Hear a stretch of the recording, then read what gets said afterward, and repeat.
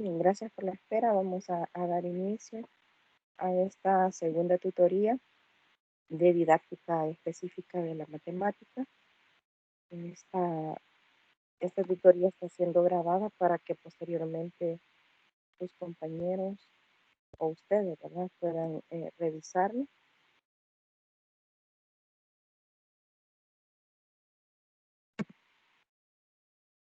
En esta oportunidad vamos a revisar la agenda para este día.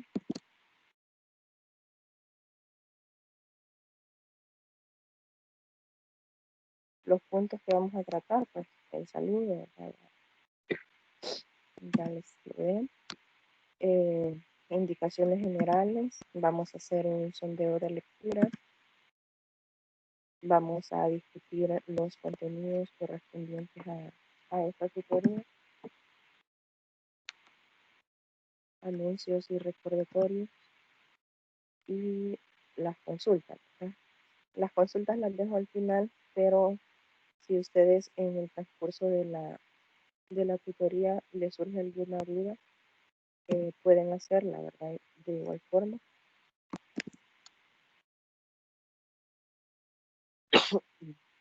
Así que siéntanse en la libertad de poder interrumpir.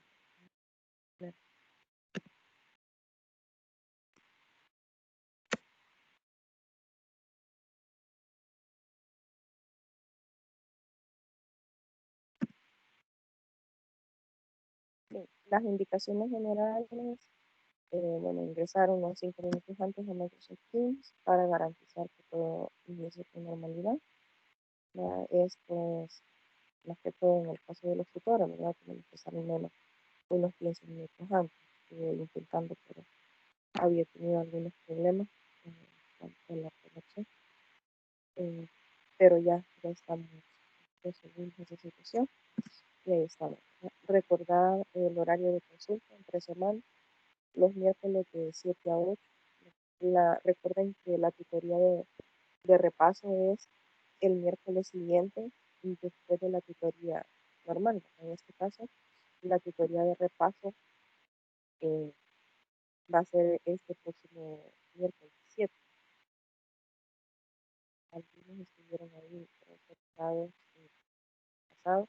Estuve viendo las conversaciones ahí. Yo no me conecté. Espero que seguir puedan hacerlo. Igual, a decir que a otros y en cualquier momento que ustedes me envíen un mensaje de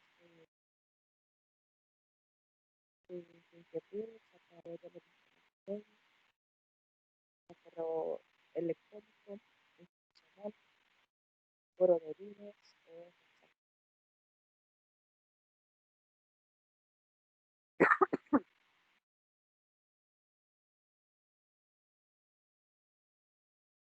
bien, no me escucha muy bien, dice,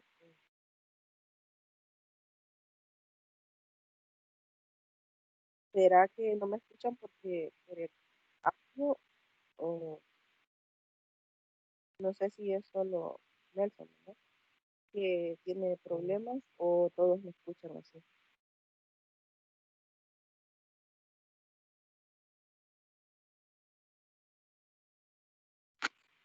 Casi no se le escucha, la verdad, se le escucha como tapado. Como tapado, entrecortado o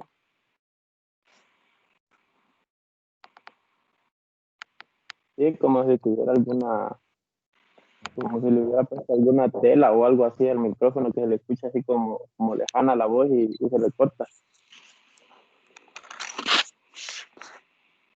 bien. No sé, puede ser mi voz también porque estoy un poco afónica. Voy a cambiar el micrófono. Ahorita sí se le escucha Lick, pero hay momentos que es bien suave y no se comprende bien. Ah, bueno, ya entiendo. Creo que ya es el problema. Bueno, me avisan entonces cuando no escuchen bien para ir resolviéndolo. ¿Ahora sí me escuchan? ¿Me escuchan mejor que antes? Sí, Ah, bueno, sí, sí. Sí, Era bien. ese, era ese problema de la tela, es que estoy en una mesa y tiene un como tipo mantel y creo que eso era lo que hacía que se me oyera así. Bueno, gracias.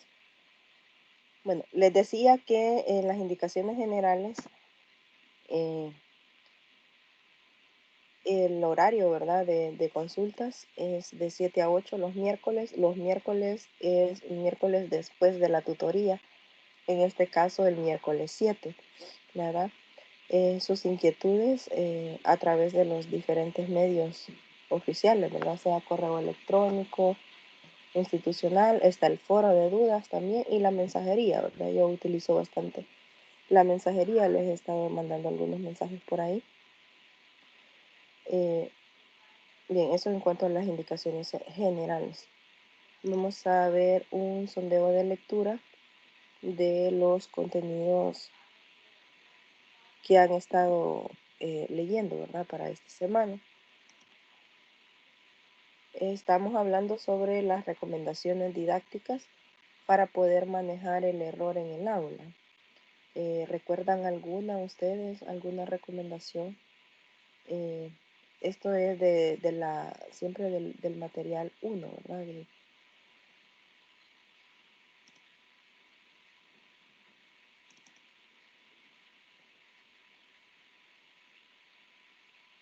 De la unidad 1 a partir de la página 25. Eh, Ahí mencionan algunas recomendaciones de cómo manejar el error en el aula. ¿Me pueden mencionar algunas?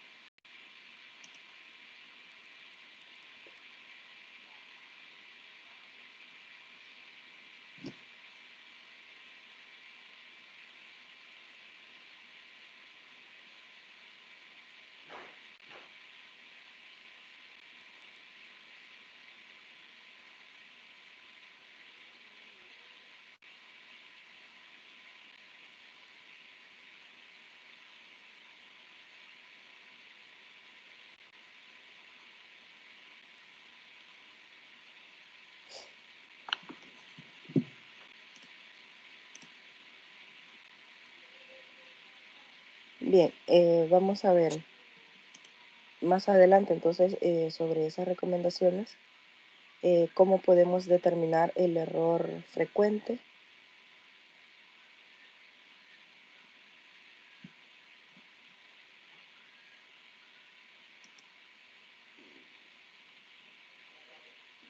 Y también hablamos de qué es un problema, siempre sobre didáctica, ¿verdad? Hablando didácticamente, ¿qué es un problema? Porque la definición de problema depende del contexto, ¿verdad? Del ámbito en el que se encuentra. ¿Alguien me puede ayudar con eso?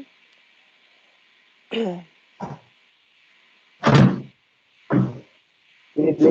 Sí, dígame. Con la primera pregunta de las recomendaciones didácticas, en el material solo menciona unos modelos pedagógicos Sí, para, para el manejo del error, dice del transitivo, del conductista y del constructivista. sí. Este, de todos creo que el constructivista es como el que está un poquito más enfocado en el aprendizaje del alumno por medio del error, porque ya está como fundamentado que el error es una indicación de un aprendizaje, no correcto, pero un aprendizaje. Ajá, muy bien. ¿Alguien más?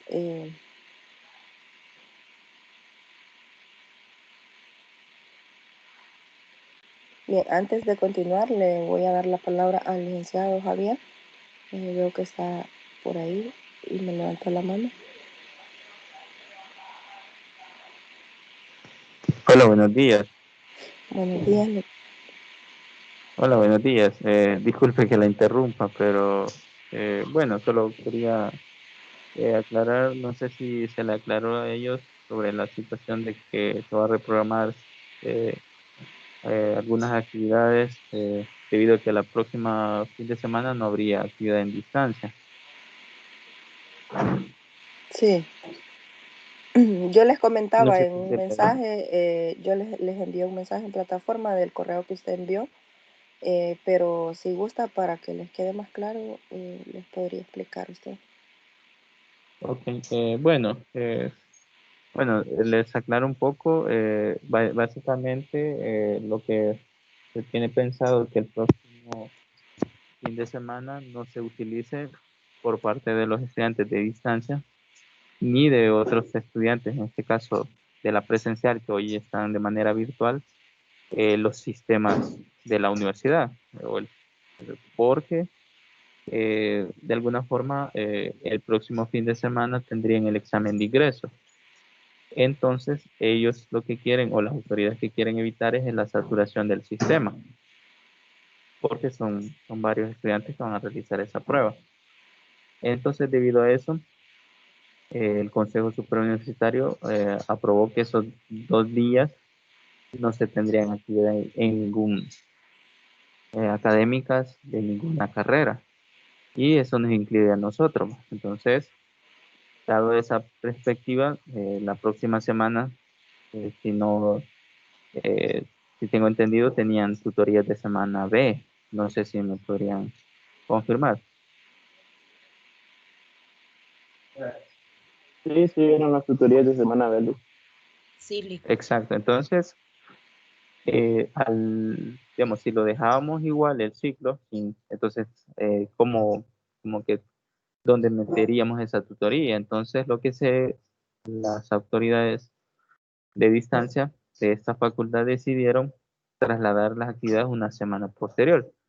¿Qué significa esto? Que las tutorías de semana B, que eran para el 10 de octubre, se trasladan para el 17, y las que estaban para el 17, que es en este caso la tutoría número 3, semana A, se pasa para el 25, y así sucesivamente serían todas las actividades. En este caso, ya sea si ustedes tienen entrega de tareas, también se trasladan 8 días posteriores.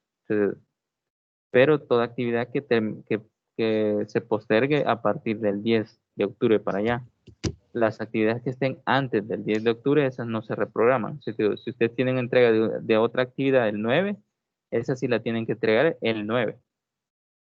Pero si tienen, por ejemplo, una actividad el 11 o el 12, esas sí se trasladan, eh, en este caso, eh, 8 días más.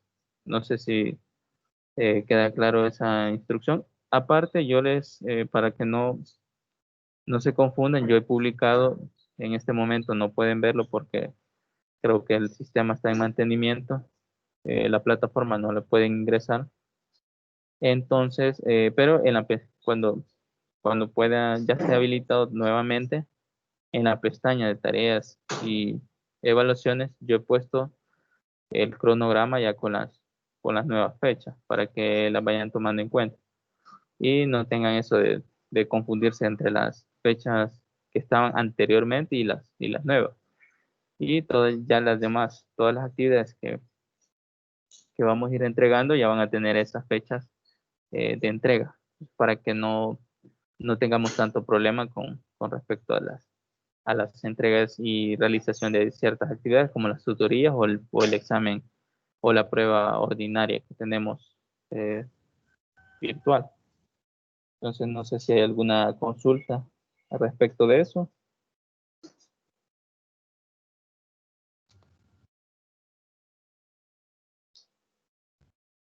No, Luis, por mi parte se entendió bastante bien todo.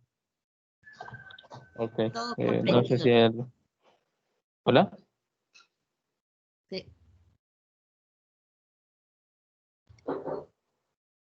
Sí se comprendió la indicación, Lick. Ok, muchas gracias. No sé, ¿alguna otra inquietud? Si no, lo dejamos hasta ahí y continúan con la clase.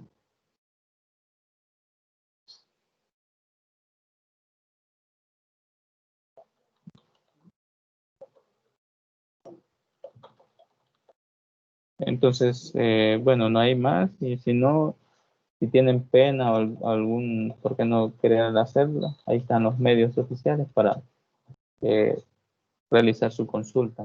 Está el correo y también el mensajería de plataforma. Eso sería todo por mi parte. Gracias por el espacio y tengan un feliz día. Saludos.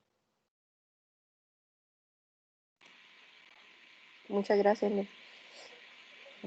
Bueno, ahí está, ¿verdad? La información que estaban ahí preguntando algunos.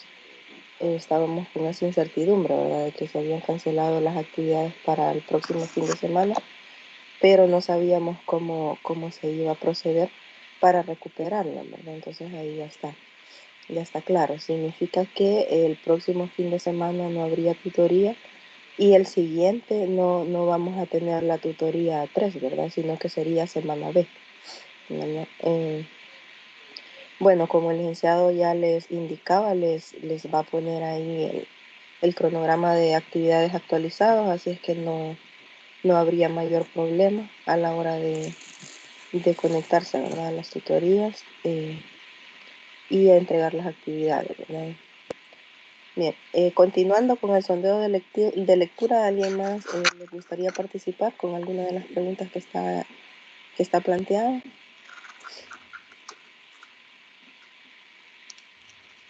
Bueno, ahí dice cómo podemos determinar el error frecuente, ¿verdad? Bueno, frecuente es que se repite varias veces. Y aquí en la lectura dice que se determina a través de las respuestas incorrectas que se ofrecen de forma recurrente, ya sea en algunos instrumentos de evaluación y que evidencian repetición de los mismos.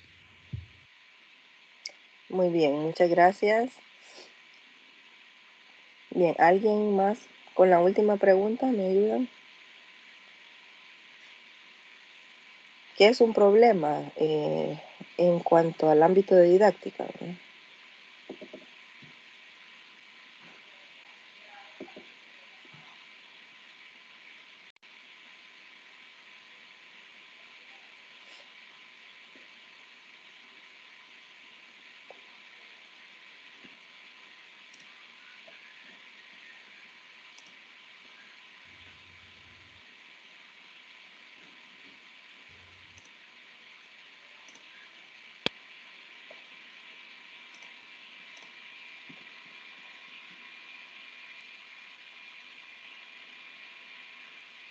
Bien, si no hay nadie, entonces vamos a continuar y más adelante yo les explico, ¿verdad? Esa parte. Vamos a discutir los contenidos, partes de la unidad 1. Vamos a hablar sobre las recomendaciones didácticas sobre el manejo del error en el aula. Y ya en la unidad 2 ya hablamos de lo que es un problema, ¿verdad? En didáctica. Dice que en la Universidad de Rouen, en Francia, en el año 2000, consideran al menos 3 modelos pedagógicos.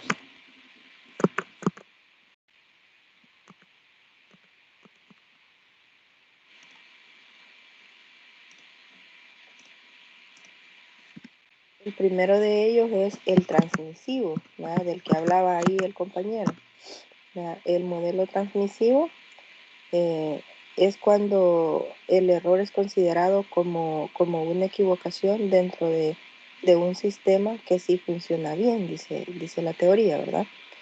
No hay equivocaciones, sino que el alumno es el que ha fallado, entonces es porque no ha seguido las indicaciones o no ha entendido el procedimiento.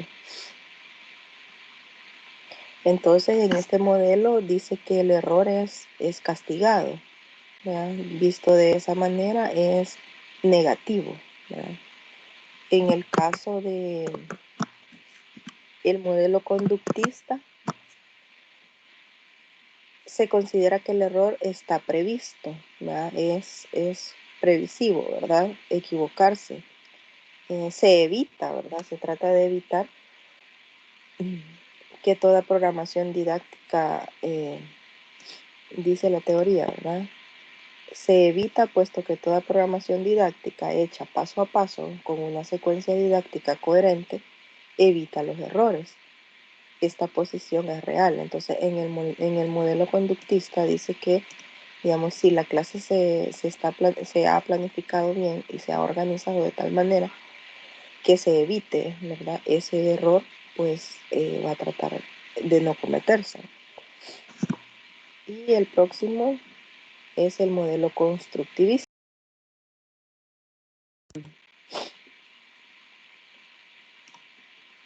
En el modelo constructivista dice que los errores interesan ya que están en el centro del proceso de aprendizaje, ¿verdad? En este modelo constructivista ven el error como algo positivo, ¿verdad? No como el modelo transmisivo, que lo ve como algo negativo, sino que el modelo constructivista ve el error como algo positivo de lo que se puede aprender, ¿verdad? Y se puede ayudar a mejorar, ¿verdad?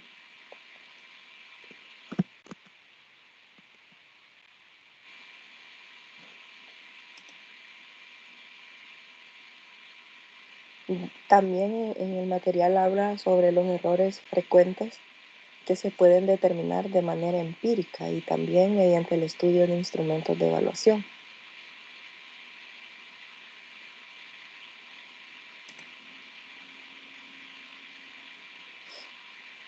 Primero, a partir de la experiencia, ¿verdad?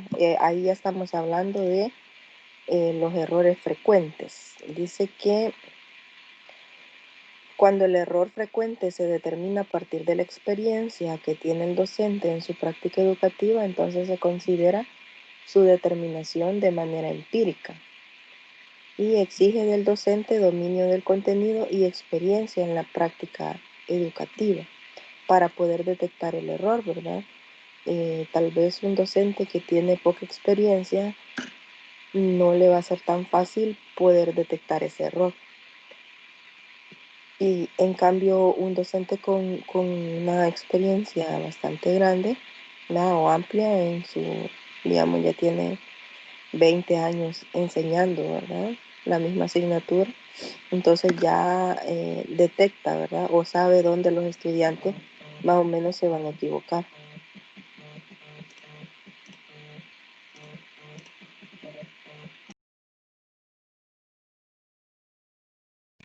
Permítanme.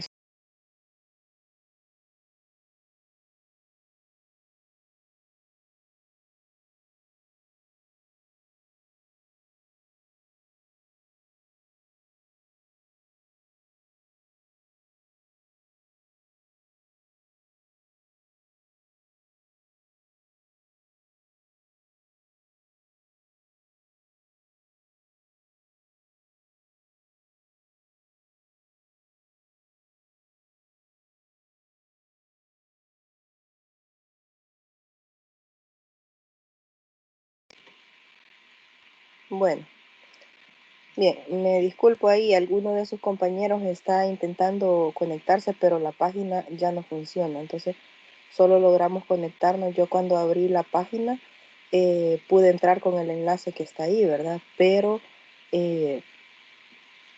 ahora ya intento entrar a la página para ver algunas actividades en la plataforma y ya no, dice que error, ¿verdad?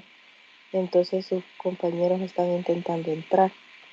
No sé si alguien tiene el enlace y tienen algún grupo en WhatsApp para que puedan mandar el enlace. No se puede ingresar el link. Yo estoy buscando el link, pero como me enlaza directamente y ya no pude ingresar a la plataforma también. Por eso no lo puedo compartir. Ah, bueno. Entonces voy a ver si lo logro agarrar aquí del correo que le mandé al licenciado Javier para que lo publicara y para que ingresen sus compañeros. Vamos a ver.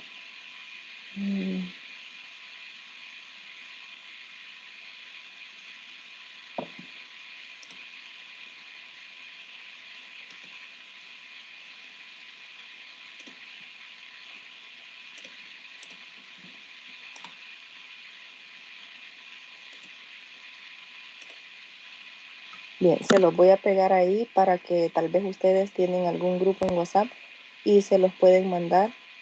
Su compañero Manuel me estaba preguntando, me llamó ahorita porque no puede tener acceso, dice. Voy a ver porque no lo tengo yo agregado en WhatsApp, pero vamos a ver si puedo enviarse.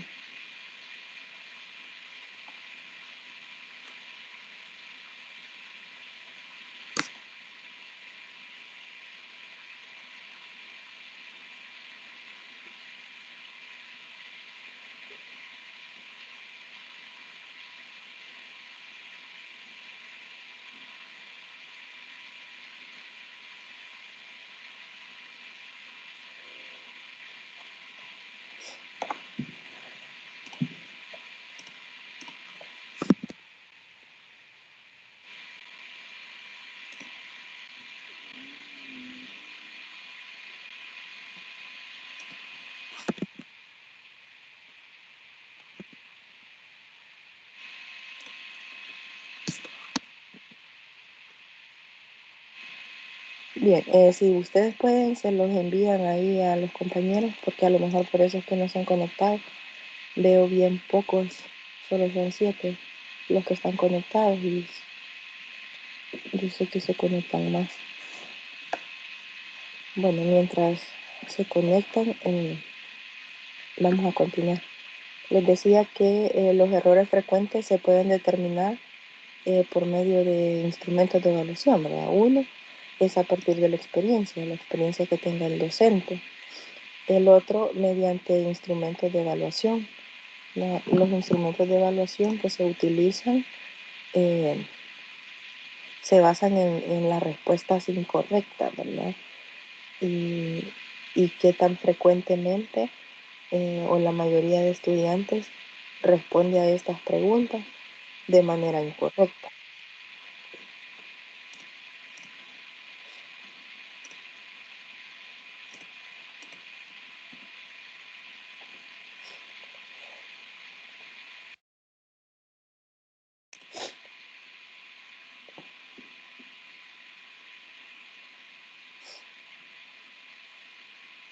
El otro es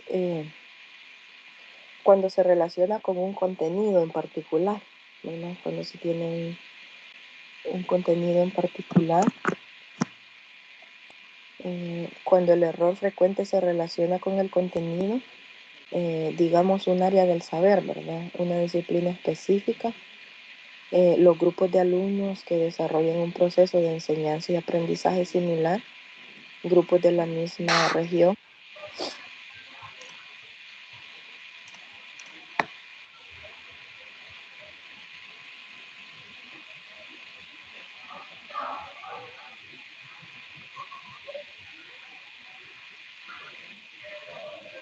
Juan, quería comentar algo.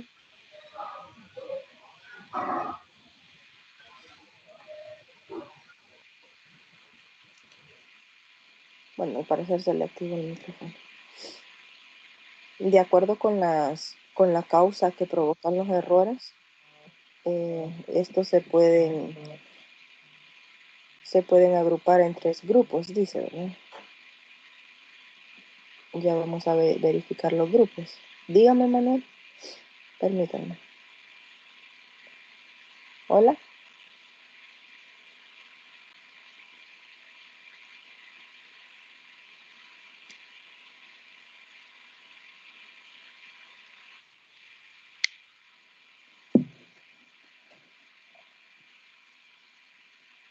Bien, esos son los didácticos.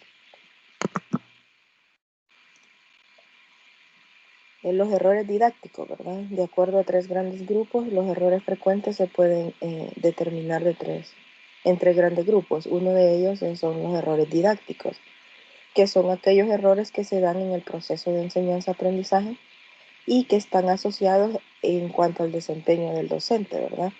Que tan bien explique la clase o qué tan empapado esté de los contenidos, ¿verdad? Entonces, de esa manera se va a evitar la mayoría de estos errores.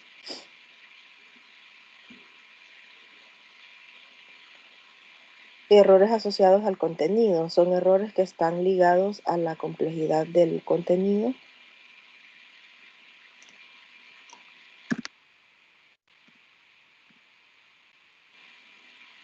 Esos son los errores de contenido, ¿verdad? Cuando el error se comete porque son contenidos muy complicados, ¿verdad?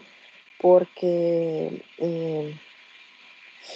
se determinan a partir de ciertas características que tiene, ¿verdad? El contenido, porque tienen que tener conocimientos previos para poder desarrollar ese problema, digamos, matemático.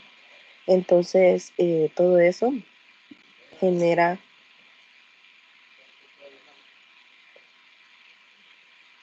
problemas, ¿verdad? De errores de contenido. Y el otro es los personificados, que ya tiene que ver más que todo de carácter personal, ¿verdad? Y está asociado al desempeño individual de cada estudiante.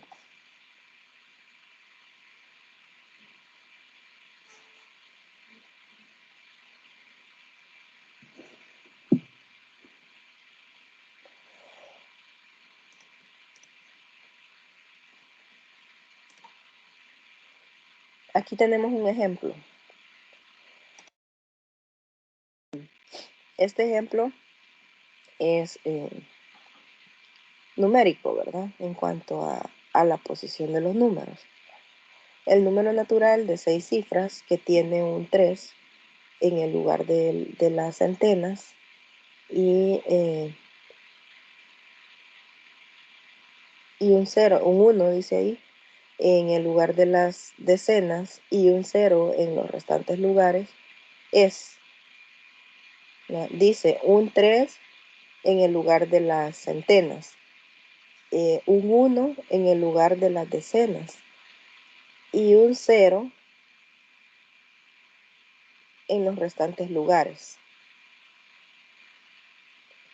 Entonces le dan las 3 opciones, ¿verdad? Entonces el error que se puede detectar en este problema, en este ejercicio, es la dificultad en la comprensión del significado de los números de posición decimal. ¿Ya? Si se tiene este ejercicio es de 4º grado. ¿Ya? ¿Qué hacer cuando este error permanece a nivel ya de, digamos, 6º grado, 7º grado, ¿verdad? Y se sigue cometiendo ese error, ¿ya? ¿Cómo creen ustedes que podemos resolver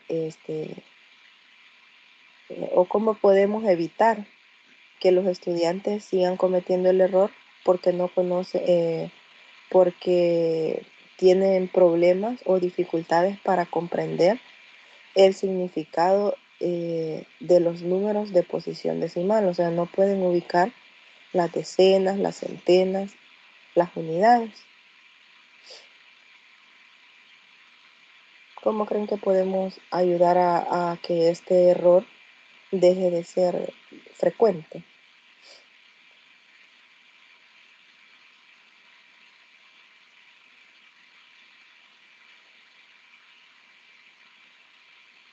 Bueno, en ese caso, tal vez una idea sería empezar a utilizar lo que es el punto.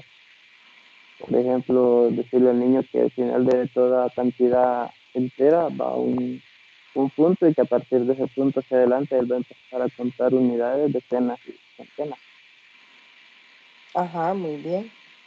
Es como cambiar, ¿verdad? La metodología de enseñanza, ¿verdad? Si se les está explicando de una manera y el error se sigue cometiendo, entonces una buena estrategia sería la que mencionaba el compañero, ¿verdad? Cambiar la metodología, ¿verdad?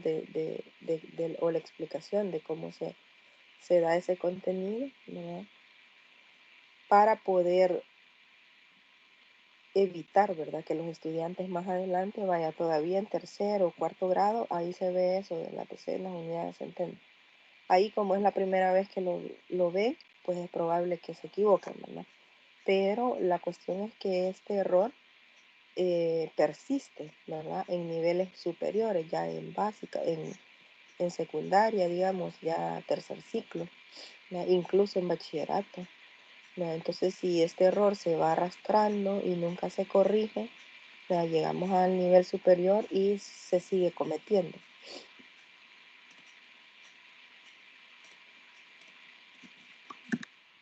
Bien, otro ejemplo es ese que tenemos ahí. Dice, ejemplo, calcula, es una división, 1842 dividido entre 6.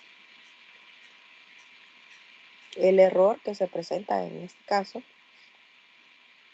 son dificultades con la colocación del cero. ¿Ya? No colocan correctamente el cero en el cociente en los ejercicios de división, en los cuales el dividendo parcial es menor que el divisor.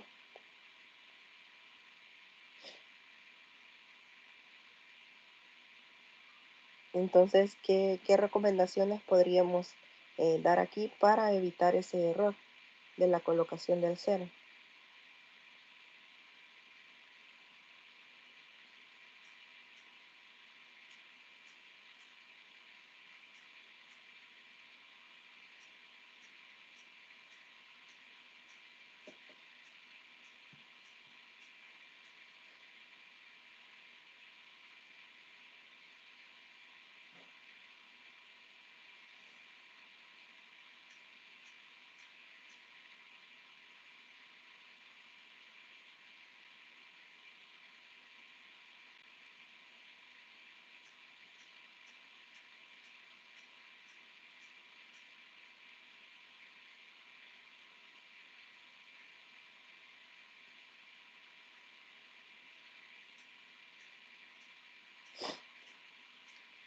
Bien, aquí lo que podemos hacer es explicarle, ¿verdad?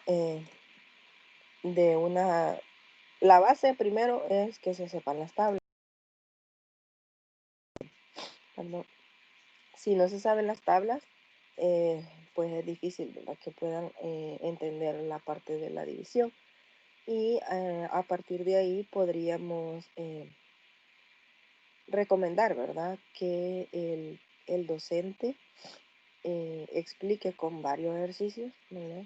La colocación del cero para que los estudiantes vayan entendiendo, ¿verdad? El punto.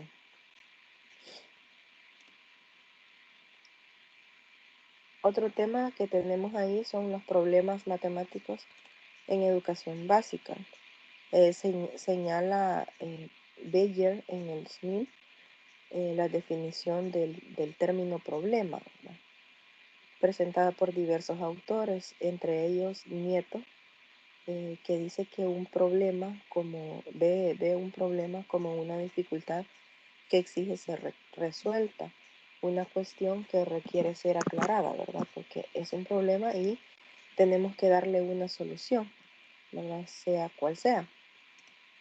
Si es un problema, entonces tiene solución, ¿verdad?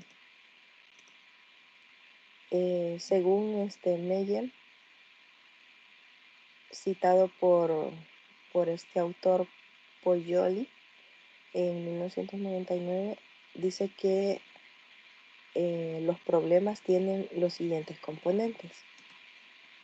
El primero de ellos, las metas, ¿verdad? De acuerdo a este autor, las metas son son los objetivos que se pretenden alcanzar en la situación determinada. Los datos son elementos numéricos o la información verbal que se necesita del estudiante para analizar y resolver la situación del problema. Entonces necesita los datos, ¿verdad? Sin los datos no podemos resolver el problema si estamos hablando de problemas matemáticos, ¿verdad? Los datos pueden ser explícitos o pueden estar implícitos en el enunciado del problema. Las restricciones son los factores que limitan el camino para lograr solucionar la situación planteada. Y los métodos se refieren a las operaciones, procedimientos que deben de aplicarse para poder alcanzar esa solución.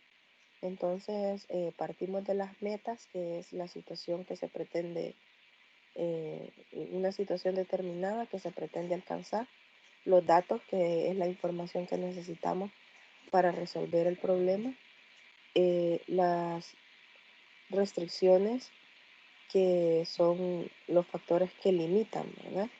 La solución, y los métodos, que son los procedimientos que se van a aplicar para alcanzar esa solución.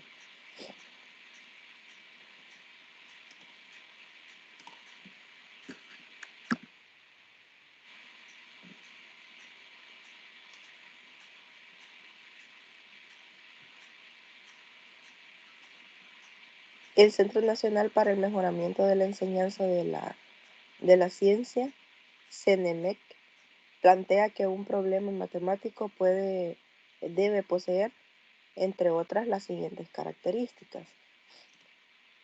La primera de ellas plantea cuestiones que permiten desarrollar el razonamiento matemático en situaciones funcionales y no las que solo ejercitan al escolar en cálculos complicados, ¿verdad? Sino que les desarrolle, ¿verdad? Ese pensamiento, ese razonamiento lógico matemático, que es uno de los indicadores, ¿verdad?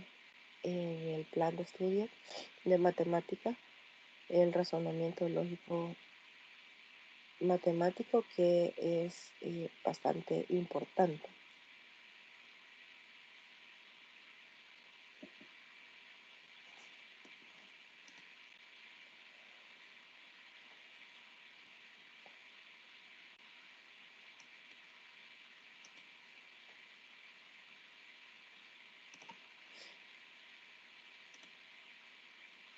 El siguiente, que permite al que lo resuelve descubrir, recolectar, organizar, estructurar hechos y no solo memorizar, ¿verdad? Muy importante. Uno de los puntos, desarrollar el razonamiento lógico. Otro, no es solo cuestión de memorizar, ¿verdad? Sino que puedan resolver, ¿verdad? Descubrir, recolectar información, organizarla, etc. También que un problema matemático debe tener un lenguaje claro, sin ambigüedades, expresado en vocabulario corriente y preciso. Es original e interesante.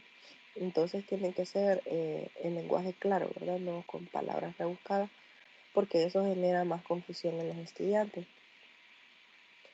Otra característica de un problema matemático es el grado de dificultad.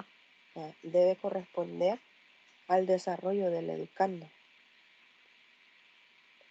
Entonces, el grado de dificultad no vamos a ponerle a un estudiante de cuarto o quinto grado problemas, digamos, de factorización, por ejemplo, ¿verdad?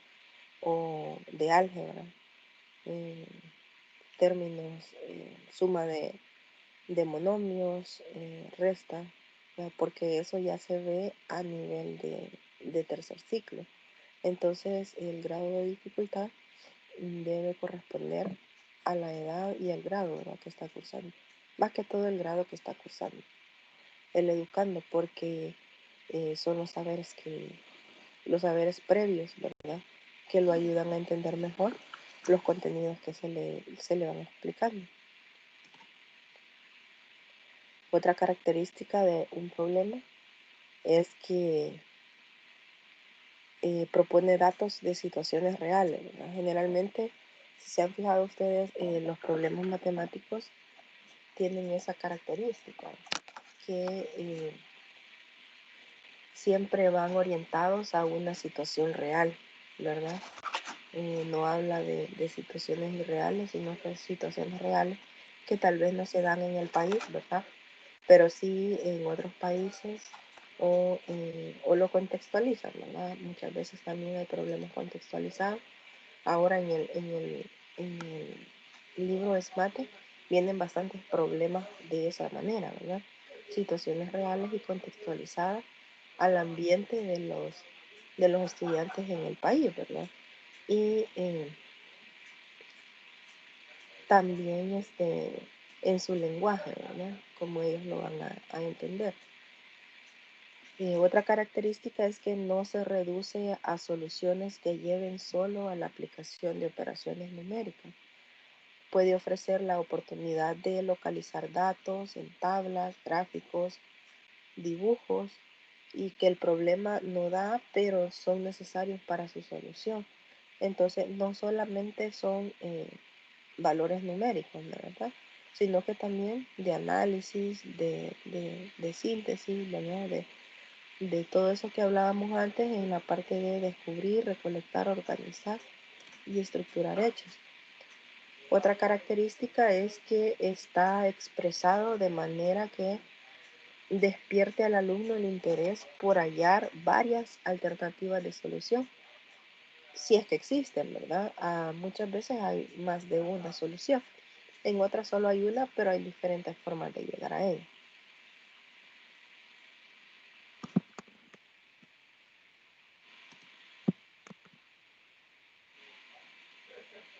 Los avances de la investigación sobre la resolución de problemas matemáticos.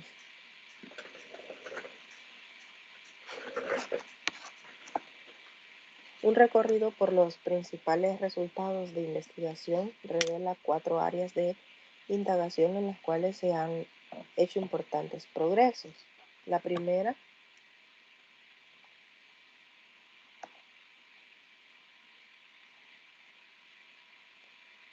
la determinación de la dificultad en los problemas. ¿Cómo determinamos la dificultad en los problemas? La segunda, las distinciones entre buenos y malos resolutores de problemas. Y la tercera, la instrucción en resolución de problemas.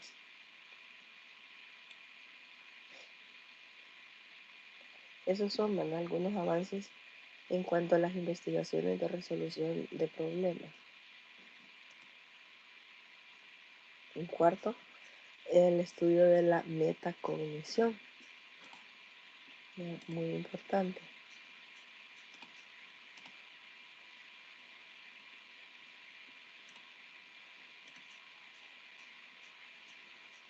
Dice que no hay ningún marco explicativo completo sobre cómo se interrelacionan los variados aspectos del pensamiento matemático. En este contexto, parece haber un acuerdo general sobre la importancia de estos 5 aspectos. Dice el autor ahí, en 1992.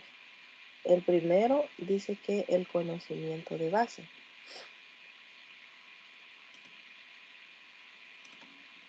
Ese es uno de los aspectos.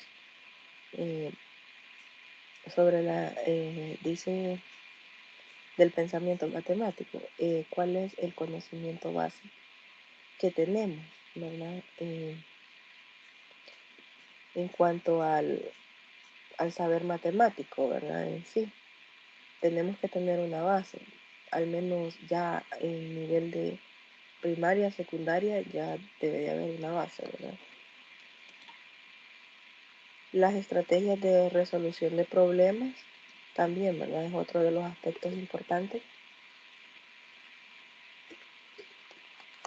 ¿Qué estrategias utiliza el estudiante para resolver el problema?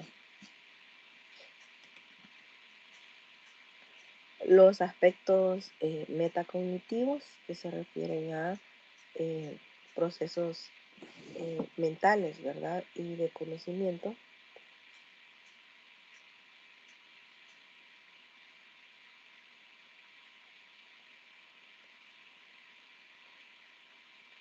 Recuerden que la metacognición es la capacidad de poder autorregular los procesos de aprendizaje. Entonces, eso ayuda, ¿verdad?, a que el estudiante pues pueda regular, ¿verdad?, eso que va aprendiendo, asocia lo que es el conocimiento, el control, y regula toda esa información, ¿verdad?, que le llega al estudiante para poder ordenar ese proceso de aprendizaje, ¿verdad?, que lleva.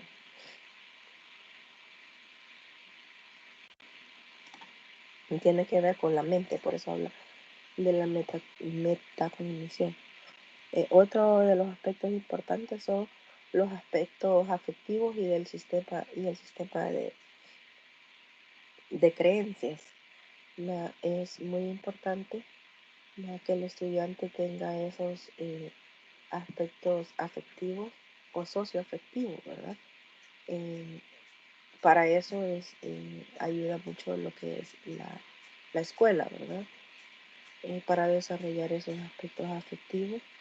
Y el sistema de creencias pues ya depende de la comunidad, ¿verdad?, de su familia, de sus padres, etc. Y la comunidad de práctica. Ahí tenemos los 5 aspectos más importantes sobre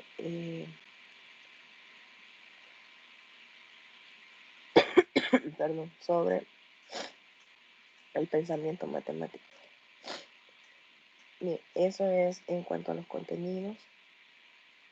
No sé si hay alguna duda con respecto a los contenidos. Y si no, pasamos pues a los anuncios y recordatorios. Más adelante también está ese espacio. Recuerden que el 18 de octubre es el cierre del foro académico. Bueno, en cuanto a este anuncio, lo vamos a actualizar porque esta presentación la hice en base a la agenda, ¿verdad?, que enviaron de la unidad 2. Entonces, significa que si el foro académico estaba para cerrarse el 18, se va a cerrar entonces hasta el 25. Entonces tienen hasta el 25 de octubre para el cierre del foro académico, ¿no? Porque recuerden que, como dijo el licenciado Javier, todo se desfasa 8 días o una semana. Entonces aquí no sería 18, sino que sería 25 de octubre. En esta tutoría no van a entregar preguntas.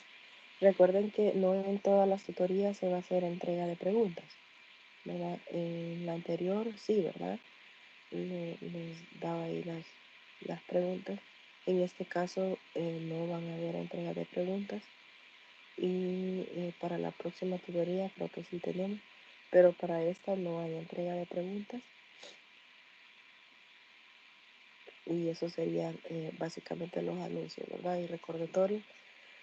También recordarles que el próximo fin de semana no tenemos actividades, por lo tanto traten de no ingresar a la plataforma para no saturar el sistema, como decía el licenciado, ¿verdad?, para que los estudiantes de nuevo ingreso puedan hacer su respectivo examen.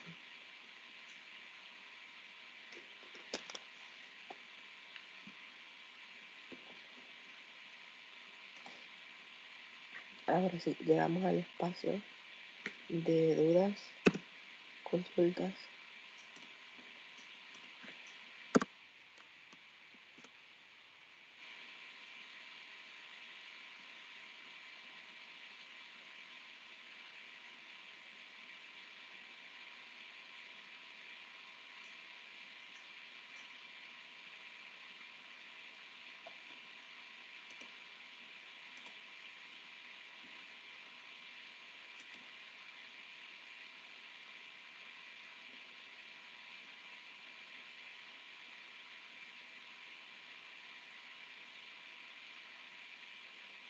Bien, ¿alguna duda que tengan? Consulta.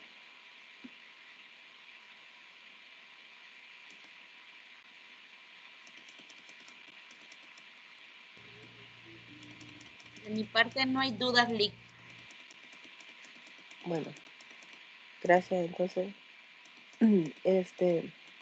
si no hay dudas, entonces vamos a quedarnos hasta acá quizás. Solo déjenme tomar la asistencia, retrocedí para poder colocar ahí la presentación y tomar la asistencia. Recuerden que la asistencia pues para ustedes no es obligatoria asistir a todas las tutorías, pero sí es necesaria, ¿verdad? Y a nosotros como tutores siempre nos piden esa evidencia de quienes se han conectado a las tutorías. Entonces, agradecerles la presencia y la participación, ¿verdad? Recordarles que esa tutoría va a quedar grabada para que posteriormente puedan verla. Yo le voy a enviar el enlace al licenciado Javier y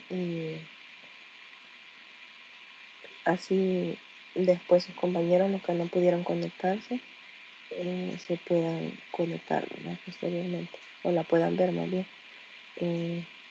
Bien, entonces que tengan un buen fin de semana y estamos ahí, seguimos en contacto. Cualquier duda que tengan, no duden en escribirme, ¿verdad? Ahí en mi correo electrónico o en mensaje privado en plataforma cuando funcione.